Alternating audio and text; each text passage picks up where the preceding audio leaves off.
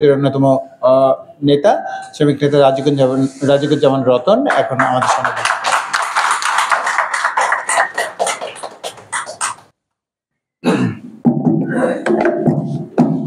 যদিও ব্যানারে লেখা আছে অন্য নাম, তারপর আমি বলবো হালকা যানবাহন চালকদের আজকের এই কনভেনশনের সভাপতি আমাদের মাঝে উপস্থিত আছেন শ্রম সংস্কার কমিশনের প্রধান সৈয়দ সুলতান উদ্দিন আহমেদ।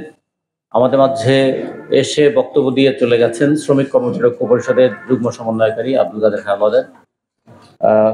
এখানে শ্রমিক নেতৃবৃন্দ এবং সংগ্রামী ভাইয়েরা, খুব ভালো হতো যদি আমি বলতে পারতাম সংগ্রামী ভাই ও বোনেরা, কিন্তু আমাদের হালকা যানবাহন চালকদের মধ্যে আমাদের নারীদের অংশগ্রহণ, তাদের চাকরি করার পরিমাণটা এতই কম এবং তাদেরকে যে কয়জনই আছে তাদেরকে আমরা ইউনিয়নে এখনো যুক্ত করতে পারি নাই। এই দুঃখটা আমাদের থেকে গেল। বাংলাদেশের শ্রমশক্তির 32% নারী, বাংলাদেশের জনসংখ্যার 51% নারী, কিন্তু আমরা নারীদেরকে এই কাজ থেকে দূরে রেখেছি অথবা এই কাজে তাদেরকে অন্তর্ভুক্ত করতে পারি নাই। এটা আমাদের একটু দুর্বলতা থেকে গেল। তারপরে আমি সংক্ষেপে কয়েকটা কথা বলবো। আজকের সময় খুব কম, 12:30টার মধ্যে যদি শেষ করতে হয় কিংবা 1:45টার মধ্যে যদি শেষ করতে হয়, আমি সংক্ষেপে দু একটা কথা বলে আমাদের কনভেনশনের সফলতাও কামনা করছি। প্রথম কথা হচ্ছে বাংলাদেশের সবচেয়ে দামি গাড়িগুলো কি কি এবং বাংলাদেশের সবচেয়ে সস্তা দামের গাড়ি। বাংলাদেশের সবচেয়ে দামি গাড়ির নাম হচ্ছে রোলস রয়েস ক্যালিনান। এটা সরকারি হিসাবে প্রায় 5 কোটি টাকার মতো দাম পড়ে, আর ট্যাক্স সহ প্রায় 14-15 কোটি টাকা পড়ে। কেউ কেউ নাকি 23 কোটি টাকা দিয়ে কিনেছে। আবার বাংলাদেশে তারপরে যদি আমি BMW, রেঞ্জ রোভার বলি, যেগুলো 3.5 কোটি 4 কোটি টাকা, কিংবা অডিও গাড়ি যেগুলো 3 কোটি 3.5 কোটি টাকায় বিক্রি হয়, সেই গাড়িও চালান একজন চালক। আবার তুলনামূলকভাবে সস্তা গাড়ি যদি বলি, আমরা যদি বলি টয়োটা রিকন্ডিশন 2.5 লাখ 2.5 লাখ টাকায় পাওয়া যায়, সেটাও চালান একজন চালক। কিন্তু খেয়াল করে দেবেন, এই সবচেয়ে বেশি দামি গাড়ি এবং সবচেয়ে কম দামি গাড়ির সবচেয়ে প্রয়োজনীয়, সবচেয়ে আরামদায়ক, সবচেয়ে দামি সিটটা হচ্ছে ড্রাইভারের সিট। তারা মনে করে গাড়ি যত দামি হোক না কেন সেটা ড্রাইভারের চেয়ে দামি নয়, কারণ ড্রাইভার যে চালাবে সে যদি স্বচ্ছন্দে চালাতে না পারে, সে যদি আরামে বসতে না পারে, সে গাড়ি চালাবে কেমন করে? অদ্ভুত ব্যাপার হলো, গাড়ি তৈরির সময় ইঞ্জিনিয়াররা ভাবলেন গাড়ি চালকের সিটটা হতে হবে সবচেয়ে আধুনিক, সবচেয়ে আরামদায়ক, কিন্তু সেই গাড়ির মালিক যাকে নিয়োগ করেছেন সেই শ্রমিককে তিনি ভাবছেন সবচেয়ে কম বেতনে কাজ করবেন, সবচেয়ে বেশি সময় কাজ করবেন, সবচেয়ে বেশি কথা শুনবেন এবং তার সবচেয়ে কম নিরাপত্তা থাকবে। আর মর্যাদার কথা নাই বা বললাম, কিরকম একটা বৈপরীত্য। আমরা বলি যে আমরা যখন ঘুমাই গাড়ি চালক তখন জেগে থাকে, এবং আমরা যদি এই প্রশ্ন করি গাড়ির চেয়েও, একটু আগে আমরা এখানে আপনাদের লেখা শুনেছি যে গাড়ি কি গতিতে চলে, সেকেন্ডে কত দূর যায়। 50 কিলোমিটার বেগের যে গাড়িটা চলে সেটা সেকেন্ডে প্রায় 42 ফুট যায়। 1 সেকেন্ডের মধ্যে 42 ফুট চলে যাচ্ছে। সেই গাড়ি যে চলে, গাড়ি চলে তার চেয়েও দ্রুত গতিতে চলে কি? তার চেয়ে দ্রুত গতিতে চলে ড্রাইভারের চোখ। সেই চোখে প্রতি মিনিটে 15 বার চোখের পাতা পড়ে। চোখের পাতা না পড়লে তার চোখটা ভেজা থাকে না। চোখটা ভেজা না থাকলে চোখ ভালো দেখতে পারে না। চোখটা ভেজা থাকতে গেলে তাকে নিয়মিত পানি খেতে হবে। আবার নিয়মিত পানি খেতে গেলে তাকে মাঝে মাঝে বাথরুমে যেতে হবে। বলুন তো, ঢাকা শহরে যে সমস্ত প্রাইভেট গাড়ি চালক আছেন তারা কোথায় তাদের প্রাইভেট গাড়ি চালকরা বাথরুমে যাবেন? এরা গাড়ি চালায় অ্যাম্বুলেন্স। আমি যদি হালকা যান, আমাদের ড্রাইভিং লাইসেন্সের হিসাব অনুযায়ী দেখি, motorcycle, light vehicle, heavy vehicle, হালকা চাল হিসাবে আমাদের একটা লাইসেন্স আছে। কিন্তু আমাদের শ্রম আইনে হালকা যান চালকদের কোনো কথা লেখা নাই। আমি ড্রাইভিং লাইসেন্স পেলাম হালকা যানের চালক হিসাবে, কিন্তু শ্রম আইনে তার স্বীকৃতি পেলাম না। গাড়ি আছে, গাড়ির চালক আছে, আমার একটা লাইসেন্স আছে, কিন্তু আমার শ্রম আইনে আমার এখন পর্যন্ত স্বীকৃতি নাই। সেই লড়াইটা করতে হচ্ছে বলে আমাদের লিখতে হয়েছে রেজিস্ট্রেশন পাওয়ার ক্ষেত্রে ঢাকা জেলার ট্যাক্সি কার, অটো টেম্পো, অটো রিক্সা চালক শ্রমিক ইউনিয়ন, এবং ব্র্যাকেটে আমাদের লিখতে হচ্ছে হালকা যানবাহন চালক। কারণ হালকা যানবাহন চালক হিসাবে আমরা এতই হালকা যে আমাদেরকে কেউ পাত্তাই দিচ্ছে না, এমনকি আইনেও আমাদের স্বীকৃতিটা নাই। সেই জায়গায় তার চেয়ে বেশি হালকা কি আমাদের চাকরি। শ্রম আইনের 5 নম্বর ধারায় আছে নিয়োগপত্র না দিয়ে কাউকে নিয়োগ করা যাবে না, কিন্তু আমাদের নিয়োগপত্র হচ্ছে আমাদের চাবি। কালকে যদি মালিক বলে কালকে থেকে আসবে না, চাবিটা দিয়ে যাও, ফলে আমাদের নিয়োগপত্র হচ্ছে আমাদের চাবি। প্রত্যেকের ক্ষেত্রে অভিজ্ঞতার একটা মূল্য আছে। আমাদের চালকদের অভিজ্ঞতা যত বাড়ে, বয়স যত বাড়ে, চাকরির ঝুঁকি তত বাড়ে। ও তো বুড়ো হয়ে গেছে, ওকে ছাঁটাই করে দাও। তার মানে এখানে অভিজ্ঞ চালকের ঝুঁকিটাও বেশি।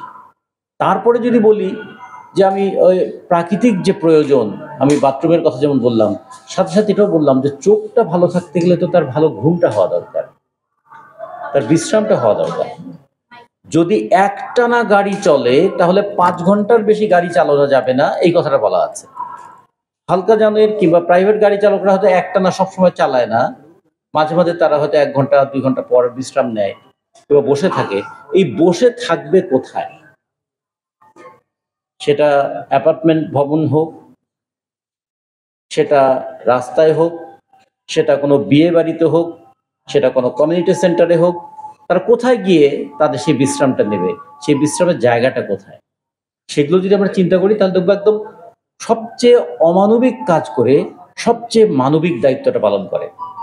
ওই গাড়িতে তো গাড়ির মালিক তিনি যান কর্মক্ষেত্রে, তার স্ত্রীরা যান বাজার করতে, তার সন্তানটা যায় স্কুলে, তার বৃদ্ধ মা বাবা তাদেরকে নিয়ে যাওয়া হয় হাসপাতালে। সবাইকে যত্নের সাথে পৌঁছে দেবেন যে মানুষটা, সেই মানুষটার জীবনে যত্নের কত অভাব। মানে আমাদের বৈষম্যের জায়গাগুলো কত। মানে আমরা মালিকদেরকে আমরা সবসময় গালি দিতে একটা অভ্যস্ত।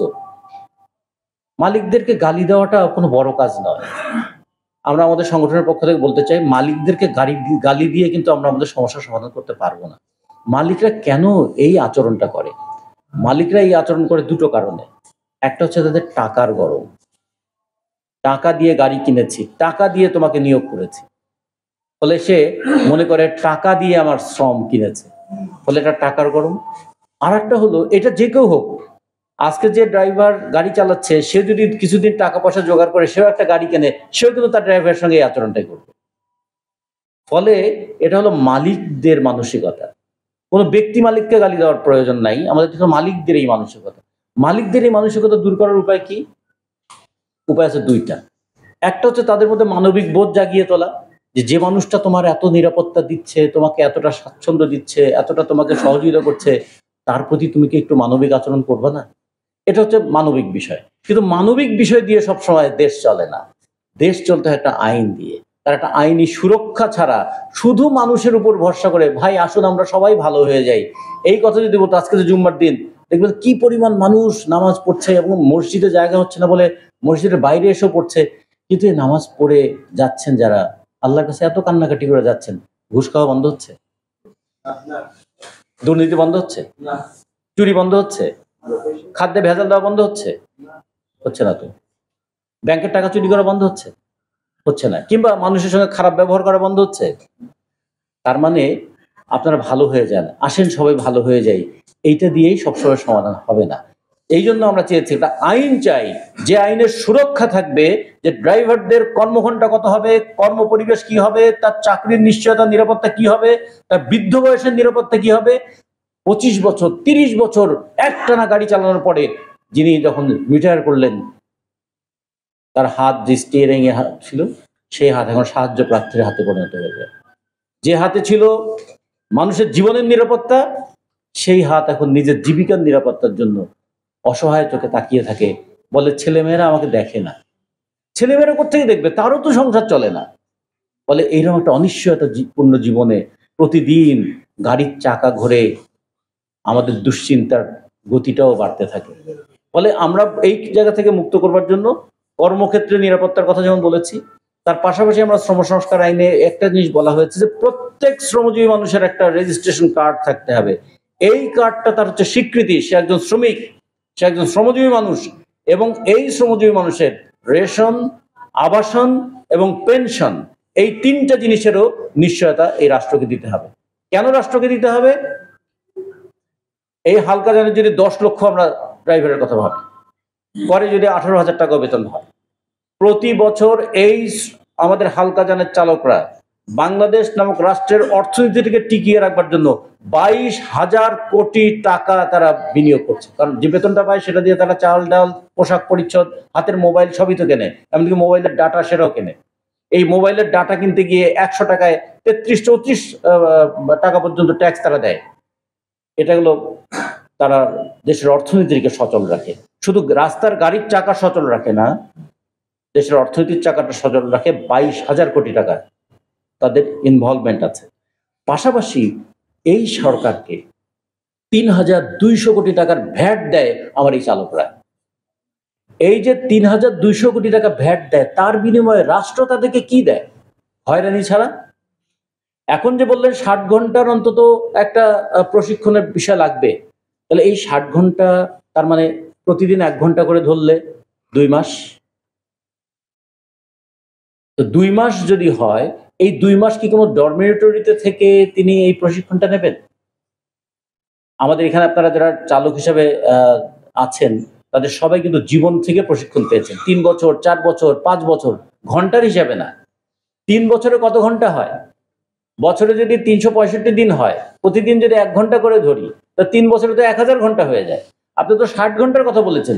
এরা তো প্রত্যেকে অন্তত 1000, 2000, 3000 ঘন্টা গাড়ি চালিয়ে তারপরে গিয়েছে একটা লাইসেন্স পাওয়ার জন্য। কোনটা কি হিসেব করবে?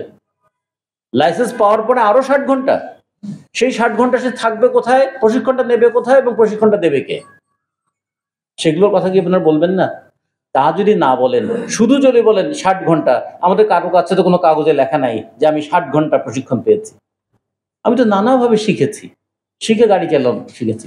যখন আমি বিআরটিতে লাইসেন্স পেলাম, তখন আমাকে প্রমাণ করতে হলো রিটেন টেস্ট, ফিল্ড টেস্ট এবং ভাইভা, 3টা দিতে হবে। দিয়ে তো আমি একটা সার্টিফিকেট পেয়েছি, এই লাইসেন্স পেয়েছি। এর পরে আবার কি লাগবে আমার? এখন যেটা লাগতে পারে আমার যে রিনিউ করা। আর রিনিউ করার ক্ষেত্রে তো কতদিন পর পর রিনিউ করবে? কি প্রক্রিয়া রিনিউ হবে? রিনিউয়ের নামে নতুন করে পুনর্নবায়ন মানে কি পুনর্ঘুষ? এই জায়গায় কি হবে? এগুলো আমরা একটু বুঝতে চাই। আর পাশাপাশি আমরা একটা জিনিস পরিষ্কার করে বলতে চাই যে আমাদের এই শ্রমজীবীরা তারা রাষ্ট্রের সম্পদ। কিভাবে? তারা নিজেরা রাষ্ট্রের জন্য শ্রম দেয়, ভবিষ্যৎ রাষ্ট্রের যে সম্পদ সেটা তৈরি করার ক্ষেত্রে ভূমিকা পালন করে। সে যখন যাত্রী পরিবহন করে, সে যখন অ্যাম্বুলেন্সের চালক হিসাবে রোগী পরিবহন করে, সে যখন পিকআপ বা হিউম্যান হলারে করে মালপত্র পরিবহন করে, তা সে একই মানুষ, হয়তো ভিন্ন ভিন্ন ক্ষেত্রে কাজ করে, কিন্তু তারা তো যাত্রী, পণ্য এবং সেবা 3টাকেই সে দেয়। তা আমাদের বাংলাদেশের অর্থনীতিতে জিডিপি যখন হিসাব করি, তখন আমরা সেবা খাত থেকে কত টাকা আসে, উৎপাদন খাত থেকে কত টাকা আসে, কৃষি খাত থেকে কত টাকা আসে, সেটা নিয়ে তো আমাদের জিডিপি নির্ধারণ করা হয়। এই 3 খাতেই তো এই মানুষগুলো যুক্ত হয়ে আছে। তাদেরকে সমাজ থেকে বিচ্ছিন্ন করবেন কিভাবে? তাদেরকে সমাজ থেকে বিচ্ছিন্ন করার উপায় আপনাদের নাই, কিন্তু সমাজের স্বীকৃতি না দেওয়ার অনেক পথ আপনারা তৈরি করেছেন। তাদের কাজের প্রয়োজন আছে, কিন্তু তাদের কাজের স্বীকৃতি নাই। তারা কাজ করছে, কিন্তু শ্রমিক হিসেবে তাদের মর্যাদা নাই। এই জায়গাটায় আমাদের আন্দোলনটা গড়ে তুলতে হবে। আমি আমার আলোচনাটাকে আর বাড়াতে চাই না। সুলতান ভাই আছেন, কয়েকটা বিষয় শুধু আপনারা খেয়াল রাখবেন যে আমাদের উপর নির্ভর করছে বাংলাদেশের এই শ্রমজীবী মানুষের একটা বিরাট অংশ। 10 লক্ষ গাড়ি চালকের প্রতিনিধি আপনারা কি আপনাদের যে দায়বোধ, সেই দায়বোধ দিয়ে এই মানুষগুলোকে যুক্ত করবেন না? আমাদের এখানে রুবেল আছে।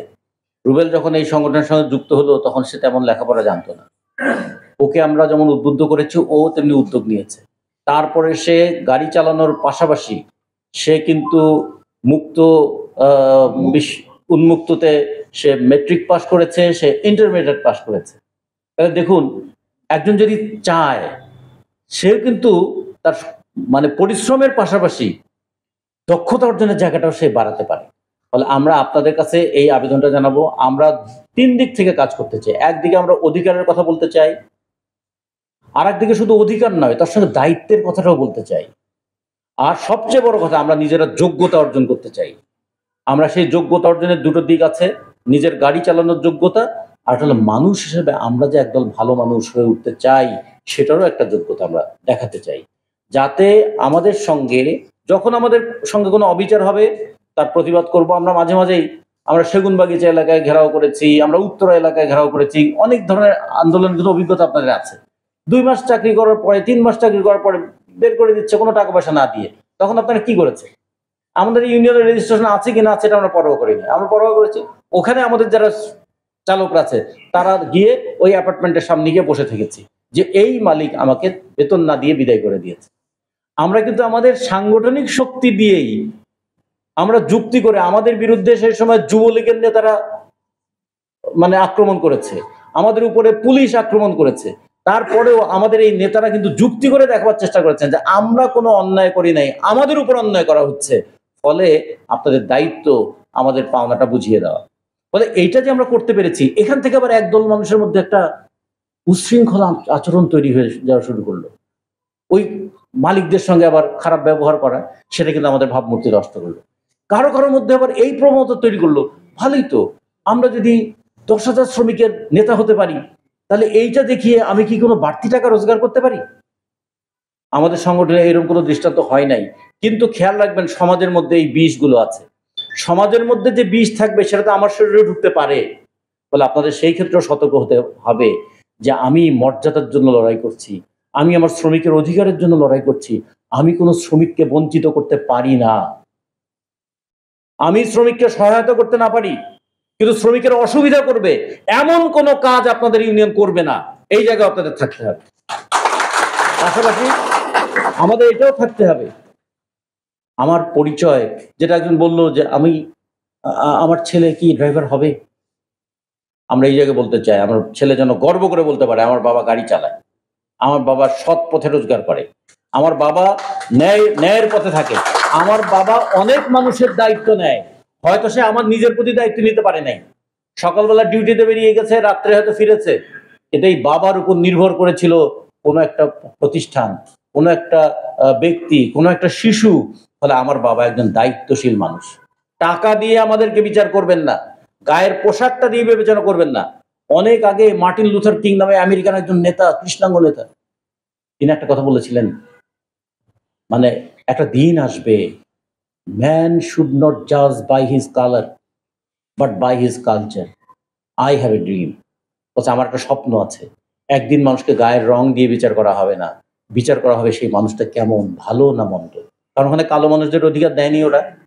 তাহলে আমরাও আমাদের গায়ের পোশাক দিয়ে আমরা মানুষকে বিচার করব না, আমরা বিচার করব সেই মানুষটা ভালো মানুষ কিনা। ভালো মানুষের বৈশিষ্ট্য কি?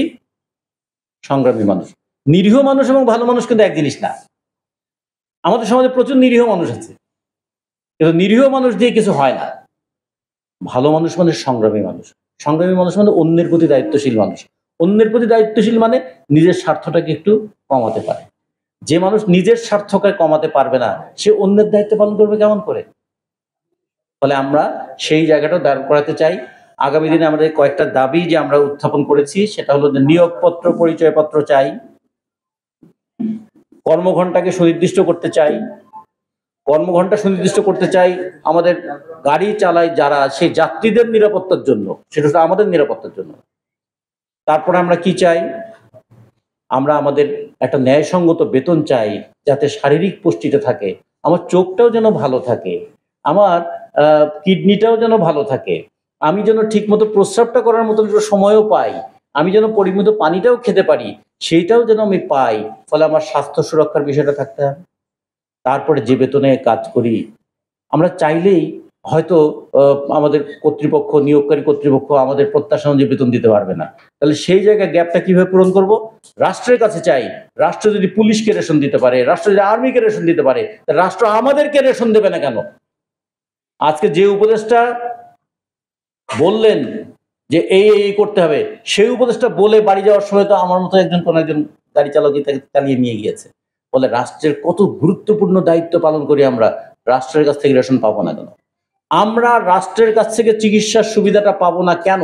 আমাদের যদি একটা শ্রমিক কার্ড থাকে, যে কোনো হাসপাতালে গিয়ে আমরা যেন শ্রমিক হিসেবে আমার চিকিৎসার সেই অধিকারটা পেতে পারি। আর বৃদ্ধ বয়সের নিরাপত্তা, সেটাও নিশ্চিত করতে হবে রাষ্ট্রের, কারণ আমার যৌবনটাকে তো আমি ব্যয় করেছি মানুষের জন্য। এই মানুষরা, এই সমাজ কি আমাকে বৃদ্ধ বয়সের নিরাপত্তা দেবে না? তাহলে এইটাও যদি আমার নিশ্চিত করতে হয়। আর একটা হলো যে দুর্ঘটনা হলে তার ঝুঁকিটা, দুর্ঘটনা হলে তার দায়িত্বটা, দুর্ঘটনায় মৃত্যুবরণ করলে তার দায় কে নেবে? দুর্ঘটনায় আহত হয়ে পঙ্গু হয়ে গেলে তার পুনর্বাসনের মতো দায়িত্বটা কে নেবে? গত পরশুদিন একটা কনভেনশন স্বাক্ষরিত হয়েছে, কনভেনশন 155, সেখানে নিরাপত্তার কথা বলা আছে। আমরা বলবো এই নিরাপত্তা সমস্ত শ্রমিকের জন্য প্রয়োজন। ফলে আমাদের দুর্ঘটনাজনিত মৃত্যুর ক্ষতিপূরণ এবং দুর্ঘটনায় আহত হলে তার চিকিৎসা এবং পুনর্বাসন, এই দায়িত্বের ব্যবস্থাটাও করতে হবে। সব কিছুর আগে যেটা দরকার, গাড়ি চালানোর আগে যেমন আমাদের চোখটা ঠিক করতে হয়, সেমনি সব কিছুর আগে দরকার শ্রমিক হিসাবে আমার স্বীকৃতি, শ্রমিক হিসেবে মর্যাদা এবং শ্রম আইনে অন্তর্ভুক্তি, এবং সেইটার দাবিতেও আমাদের লড়াইটা অব্যাহত থাকবে। আগামী দিনের সেই লড়াইয়ের মধ্য দিয়ে, আন্দোলনের মধ্য দিয়ে আমাদের অধিকার, মর্যাদা দুটোই প্রতিষ্ঠা করব। সাথে সাথে আমরা একটা দায়িত্বশীল ট্রেড ইউনিয়ন হিসেবে গড়ে উঠবো। এই কথা বলে আপনাদের সবাইকে ধন্যবাদ জানিয়ে অবগত করব। ধন্যবাদ রাজিকুজ্জামান রতন। আমরা রতন ভাইয়ের যে নির্দেশনা, সেখান থেকে আমরা আমাদের যে দাবি, সেই দাবিগুলোকে আবার পুনর্বিন্যাস করব। এবং এখন আমরা